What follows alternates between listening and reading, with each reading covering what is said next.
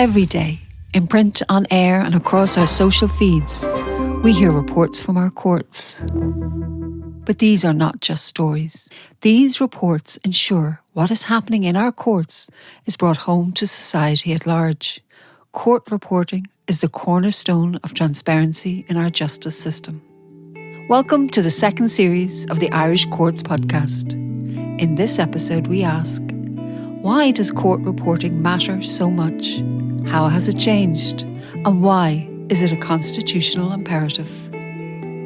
Rachael Walsh, Professor of Law, Trinity College Dublin. I think a fascinating aspect of the way in which the courts have articulated the importance of reporting in the context of the administration of justice is the way in which they've connected it to the right of the people to know what's going on in courts and in judicial decisions. So Article 34 of the Constitution simply says the administration of justice is to happen in courts with duly appointed judges and save where provided for in law to be in public. So that means there can be exceptions to the public administration of justice created by legislation, and there are lots of examples of that.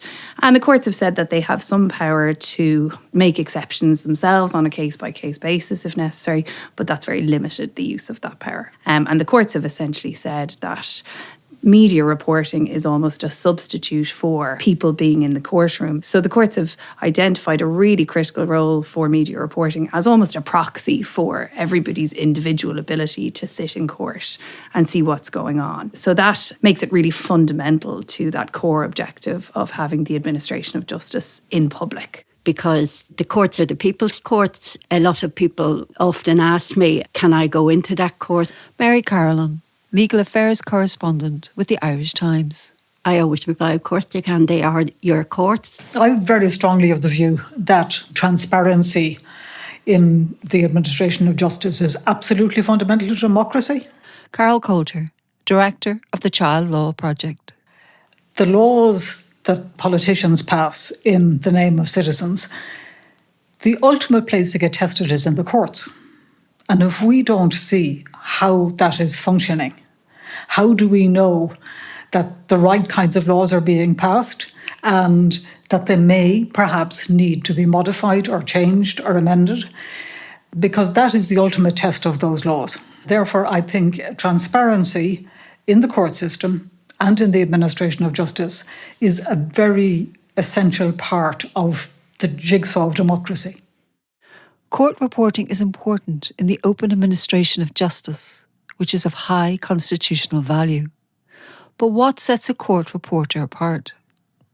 In many ways, it isn't terribly different from other reporting. I mean, all reporters are expected to produce fair, balanced and accurate reports. It's particularly important in courts, obviously, because sometimes you're covering extremely serious charges in relation to people or extremely serious social or legal issues that have importance beyond the particular case. I say this in the nicest way, court reporting doesn't require imagination because everything that happens in front of you and you're limited by what you hear clearly in court. You're not going to take anything in from the outside of that. Dave O'Connell, Group Editor of the Connacht Tribune. But actually it requires a really good shorthand note. It requires an ability to listen and to discern, and particularly at district court, to edit, to self-edit, because you don't know when the court case starts off how good or bad this is going to be. And if you haven't listened at the start, it's too late to pick it up when it's halfway through.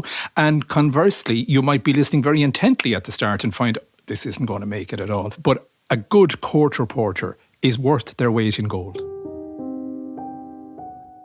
The media is the eyes and ears of the public in court. That was the phrase used by Judge Keane in a Supreme Court judgment in the 1998 case of the Irish Times versus Ireland. So quite a simple scenario, really. You had a criminal trial going on, and because of the parties and the facts involved, the trial judge made the decision to prohibit essentially all reporting on that case contemporaneously. Very strong restriction on the freedom of the press to publish. That made its way all the way up to the Supreme Court, where the Supreme Court was very clear in identifying this kind of a blanket ban on reporting on a particular case as being highly problematic from the perspective of not just freedom of expression of the press. Really, the court didn't touch on that much. It focused very much so on the necessity of publication on trials to the administration of justice. So the court stressed that most people rely on the media for their information about what goes on in court, and as a result, it was an essential public service, really, that those publications happen and that should not be prohibited or restricted unduly by a judge. So essential to that decision is this idea that court reporting is fundamental to the administration of justice, and Judge Keane made the point in that decision that it would be problematic in terms of public confidence in the administration of justice if there was seen to be too much privacy around court proceedings, because people wouldn't be able to then scrutinise what judges, lawyers, etc. were doing. So his view was that the best antidote, essentially, to that risk was to have as much publicity as possible around court proceedings in general. So the idea that blanket restrictions on court reporting of ongoing cases should be resisted wherever possible is still a central tenet of our approach to this issue today. And the courts have said that they have some power to make exceptions themselves on a case-by-case basis if necessary, but that's very limited, the use of that power. There are strict reporting restrictions in place to ensure that the integrity of the trial process is respected while a trial is ongoing. And there have been cases over the years where the courts have imposed significant fines on media outlets for publishing material in breach of such restrictions. The courts have a jurisdiction called contempt of court, and essentially that provides a mechanism for the courts to deal with situations where orders of the court in various ways may not be properly followed by members of the public, including in this instance the media. And so there's a few different types of scenarios in which contempt of court has arisen in relation to reporting. One is where there's a concern on the part of a court that the way in which the media is reporting on a trial, for example, poses a risk of biasing the decision maker, whether that's a court or a jury. So essentially where it looks like the media reporting is aiming to influence the decision of the court in some way, that can trigger a contempt ruling. And on the other hand, where you have a publication that tends to undermine public confidence in the administration of justice, for example, in the way it criticises judgments, those have been other types of cases where contempt decisions have been reached by the courts in relation to reporting in the past. The way in which courts have approached those types of issues has been criticised, for example, on grounds of unduly interfering with freedom of expression and the freedom of the press. So we have seen judges be more accepting of critical comment about judges. So Judge Mela Carroll had a very interesting decision on this in relation to an RTE programme where an allegation was made that a contempt finding should be made, and she declined to issue that finding. And she said it was really important that there was judicial decisions subject to criticism in the media, that shouldn't just be happening in academic journals and in universities, that it was really important that happened in the mass media, and that unless, a very high threshold was reached in terms of risk to the administration of justice, those kinds of comments should be allowed. So, the courts have talked about this idea of a fade factor with comment on their decisions. So if a publication is very close in time to a pending proceeding, it might be more likely to be problematic. If it's further in time from the decision, less problematic. In the past, there was a degree of security in that there would be a time lag of some sort between the comment and its publication, whereas now it's live for the most part.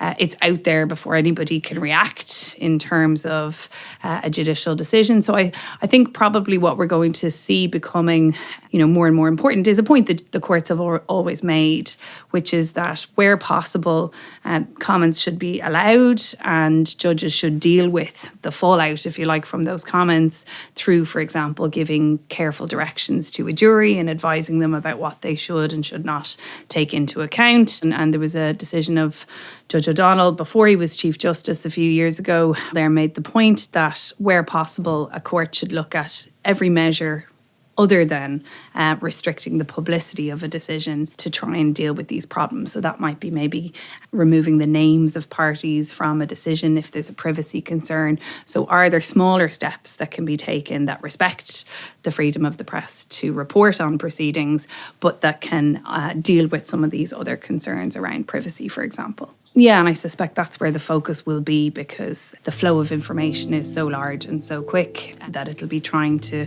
see, well, what can we tweak in this process to make it safer for everybody? I work in the print media mainly, and I always have. There's such pressure on all media, particularly in big trials, to get reports out instantly, and you're still endeavouring to ensure fairness, balance and accuracy. And I think in the main, the media do succeed in doing that. There's very experienced court reporters. The standard of court reporting in Ireland is high. I started in newspapers 42 years ago. I shudder to think that it's that long ago, but I'm 42 years working in newspapers. The landscape is unrecognisable. If you take court alone, if we covered a court and the case didn't go in this week, it will go in next week. And if it didn't go in next week, it'd go in the week after, because there's nowhere else that it was going to go. There was only the reporter in court. Now, if it's a big story or a big case, not alone will we not be able to hold it next week, we'll be beaten for this week, because it'll be up on a website before we get a chance to do this. To put it in a nutshell, the internet and social media have changed absolutely everything, not just for court reporters, but for all media. We're living in a brave new world, perhaps, or a scary new world. I'm not quite sure, given the way things are developing. One of the first times in Ireland that you could see the impact of social media on court reporting was during the 2019 Kriegel murder trials. So the Kriegel case was, a very distressing murder case. It was in Lucan, and it was two minors who had been ultimately convicted of murdering a young girl. And so obviously, given the age of everybody involved, they were all minors, both the victim and the children, and the circumstances around it were particularly disturbing in various ways. It created, a very big media storm.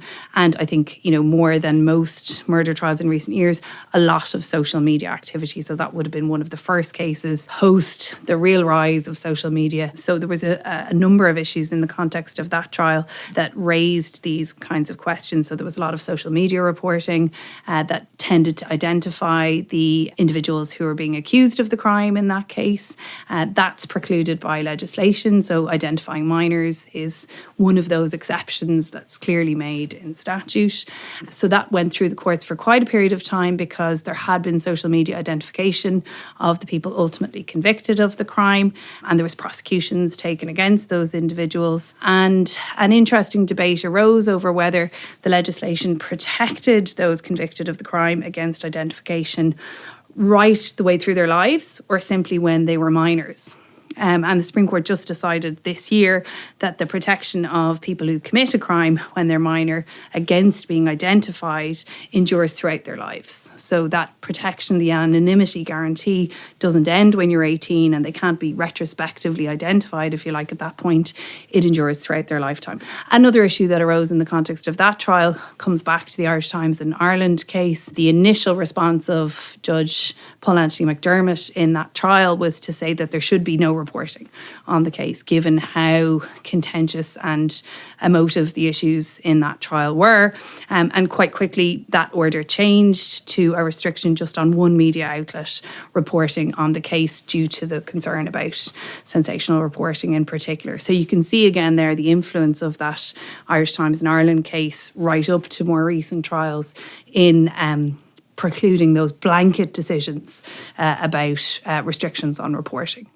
And another concern I have in relation to the way reporting has developed is that traditional or legacy media, the way we're referred to, that's print media and broadcast media, our news organisations put as much resources as they can into funding our work and funding some level of investigative journalism.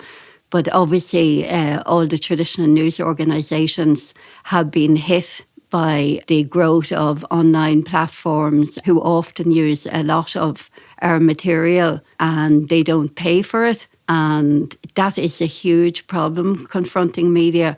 I think if we want to continue to have some kind of an independent media, a fact-checking media, we have to resource it. It comes back to the bottom line in this. The creation, not the creation of news, the reporting of news is expensive. Comment is free. Somebody that wants to go onto social media and comment on those stories, that's for nothing. It is welcome that, say, Commissioner Mann is providing some fundings for reporting district courts, much underreported courts, even though they're the workhorse of the court system. And I'm really glad to see that. So this scheme, what it does is it allows us to allocate our court reporters to all of the courts within the area. It's not a money-making exercise for the media, and this was made very clear by the Oireachtas Committee and subsequently by Commissioner Mann. It covers the cost of the journalist to be there. It doesn't add anything to the bottom line. What it adds to the bottom line is it improves the coverage in the paper, and frankly, that's all I want to see.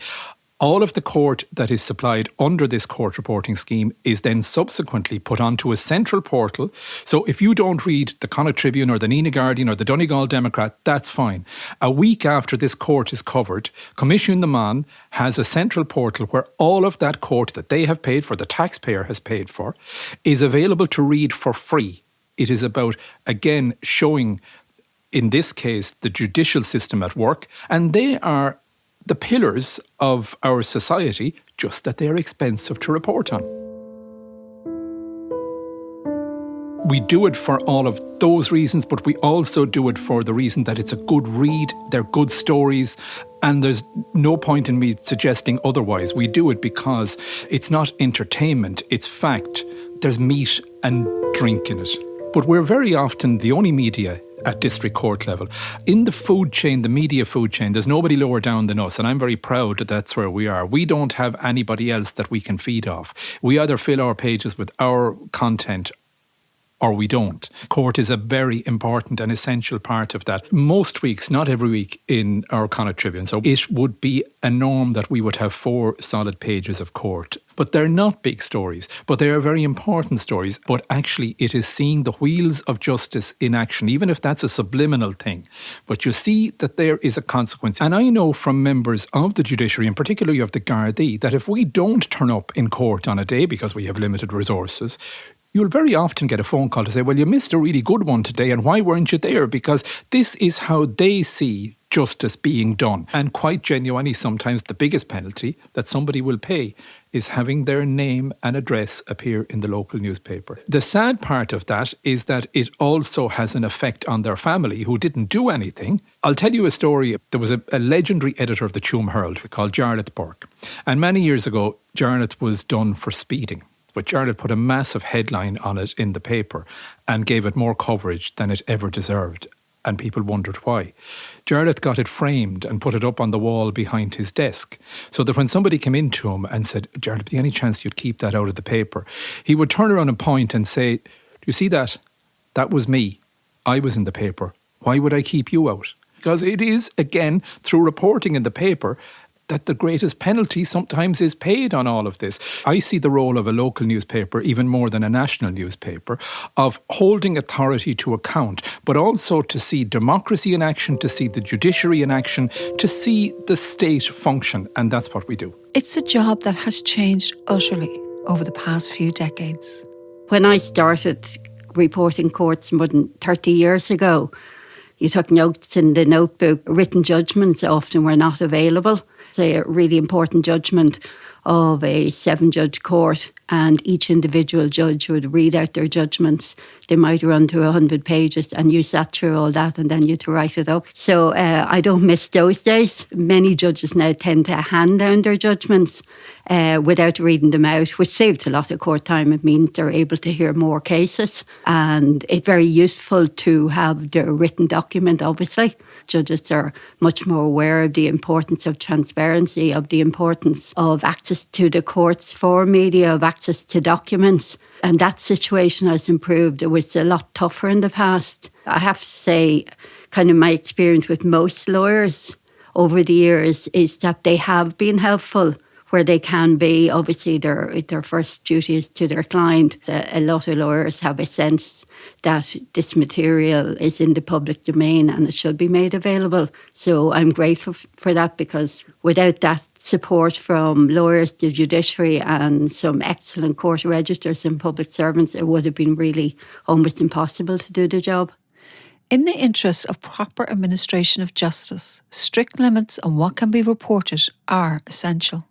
And as I said, the courts have said that they do have, if you like, a backstop power, even if there isn't a statutory exception, to make a determination that in the interests of the administration of justice, to make sure that somebody has a fair trial, for example, they can take the view that a type of reporting needs to be restricted or an order of contempt issued, but that they'll only do so very rarely. So in that decision of Judge O'Donnell that I mentioned, he suggested that if there's no legislation giving you an exception, the court should be really careful in being satisfied that it's really necessary to interfere with reporting in some way. Some cases, like those involving family law or minors, are heard in camera, meaning behind closed doors. Under the in-camera rule, journalists may attend, but they cannot publish identifying details or report anything that might reveal the parties involved. It's designed to protect privacy and is particularly relevant in cases involving minors. Yeah, so the minors one is probably the most cross-cutting one. So it applies in any kind of case where minors are involved. So that cuts across all different types of cases, criminal, but also family law proceedings, etc. So there is reporting in other forms. We've had the Child Law Reporting Project. There is a constitutional imperative that justice be administered in public. And that, of course, is, again, part of the democratic architecture. There are exceptions to that. And there are restrictions in how certain kinds of criminal proceedings around sexual offences and so on, there are restrictions into how that might be reported. And there was an absolute ban for a long time on all kinds of family law reporting, be it child protection, which is child law, or private family law, where there were disputes between individual family members. And that did mean that, in particular, child law, where the state, which is a very powerful entity, intervenes in families and takes children away from their families, which is an extremely serious step to take, because it actually takes away the constitutional rights of a family and the constitutional rights of a child to be reared in their family. That was never open to any kind of scrutiny until in 2007, the Child Care Amendment Act was passed, and that allowed nominated bodies to attend and report on child protection proceedings, subject to keeping the anonymity of the families so that the families could not be identified. In 2012, I was asked to set up a reporting project which would report in that way. And we have been doing that now for just over a decade, where we attend child protection proceedings. I mean, there's a panel of reporters at this stage, all of them are barristers. They attend and they report on the child protection proceedings, mainly in the district court, sometimes in the High Court. Very occasionally there's an appeal in the Circuit Court, though that is quite rare. And those reports are published on our dedicated website. The media are alerted every time a volume of reports goes up. At the moment, they go up twice a year. And in addition to that, we have analysed the data and the information generated by those reports to look at trends, to look at problems, to look at issues in child protection. Many of the recommendations in those reports have actually been taken on board by the appropriate minister and are being incorporated into the reviewed Child Care Act, which is under review at the moment in the Department of Children. So I think it has been very important for the justice system and indeed the judiciary and all those involved in the justice system that the public see just how seriously child protection is taken. Because quite often the state has been heavily criticised by members of the judiciary for failing to adequately protect children, failing to always have an appropriate placement for a child who has to leave their home.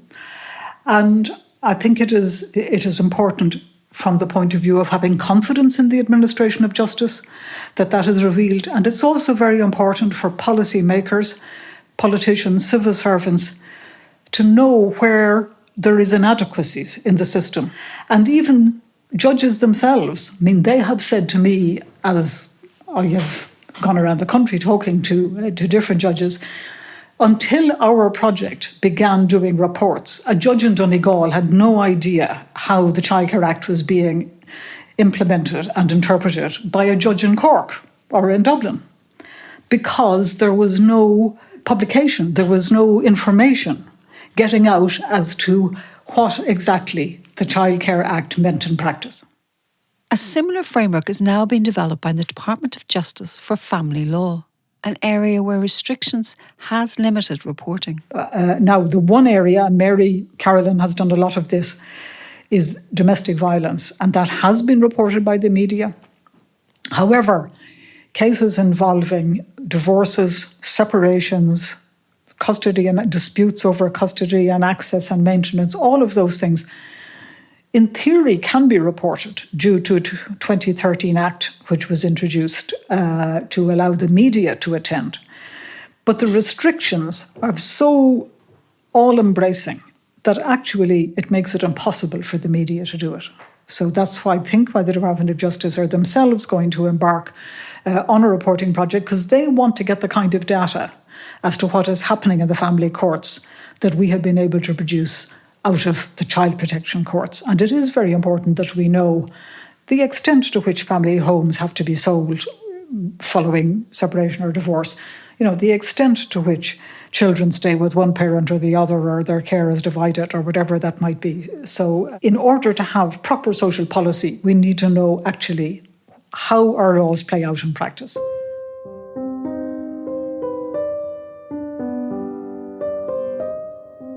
It has brought a lot of awareness. I remember covering cases about children in care, children at risk, vulnerable children, and the lack of places to them. But I remember covering those issues in the court 30 years ago, and judges lamenting the lack of places and criticising the state for the lack of availability of places. And in some respects, judges are still doing that. So when you look at 3 decades where there has been some progress in the care system, but you also see some of the issues are still there. We have raised awareness of issues, but you need more than awareness raising. And I think more recently, the media and court reporting in particular has really highlighted the issue of domestic violence and gender-based violence. And I've been covering Dolphin House Emergency Domestic Violence Court, and I'm struck at the response of people to that, and they see that as a valuable public service in highlighting the issues. And I agree. I have to admit, when I started covering the court, I was quite shocked by what I was hearing, and not just the impact on women and men of violence in the home, mainly women, but also the impact on parents of living and dealing with adult children who have serious drug and mental health issues, and the services just aren't available for them. And reporting that does highlight the lack of services and the lack of supports and the impact of poverty and the housing crisis in a lot of situations, because a lot of people are forced to live together really when they don't want to, and it's not safe for them and for children. I think the media and court reporters have made a big contribution in that regard. I think there has been some progress. Obviously, there's a lot of agencies and government in some areas has made changes, but there's still an awful lot to do. It does, as Mary said, certainly raise awareness. There are a number of reforms that I think can be pinpointed. They're not social reforms, they're legal reforms. There is no way that reporting the law is going to end poverty. However, I would say that, for example, in the area of child abuse, there's been very substantial reform of the law relating to reporting, mandatory reporting of child sexual abuse. That did not exist prior to a number of court cases where it was obvious that there has been extensive clerical sexual abuse. and where the authority, which priests naturally had in the community, was such nobody spoke about it. That brought in mandatory reporting, that people who were aware of allegations of abuse did have to report it. Issues around trafficking, issues around the nature of consent, they have been modified, in my view, legislatively as a result of public discussion which has occurred following on from reporting of high-profile cases. There can't be a total indifference to issues that do get raised as a result of court reporting. So I do think certain changes do come about as a result. It will not solve all social problems. And I think, anyone who thinks that it might is quite deluded. There is a huge interest and appetite for court reporting. It's visible in our news feeds, in the pages of our local papers, and in the continued popularity of true crime podcasts. The curiosity has always been there, and it shows no sign of fading. I mean, there has always been a public appetite, I think, for, the very high-profile criminal cases, the shocking nature of some cases. You can understand why people are interested in them. I think people have always been interested in the dark side of humanity. I mean, obviously this is a personal view, but I covered murder trials in the 1990s and I'm covering them more recently. And obviously I'm also reading reports and listening to discussions about them. And in ways I think society has become harder and less compassionate. We're rightly thinking about victims, and I don't demur from that for a moment. I think if you don't understand the background and the context of an accused, then you're not really going to understand anything. And more importantly, you're not going to affect change. And I think it's particularly important that lawmakers understand and don't respond to a social media pile-on, often very uninformed, in relation to particular offences and particular offenders. That's a personal view. From sitting in courts over the years, I think a lot of society wants to see things in black and white fashion, and life is just not black and white. That is what court reporting does. It brings to light the nuances, the complexities, and the human stories at the heart of our system of justice. You've been listening to the Irish Courts podcast, curious broadcast production with the Court Service and the Judiciary. Thank you to our contributors, Rachael Walsh, Mary Carolan, Carol Coulter, and Dave O'Connell. Original music score by Jerry Horn.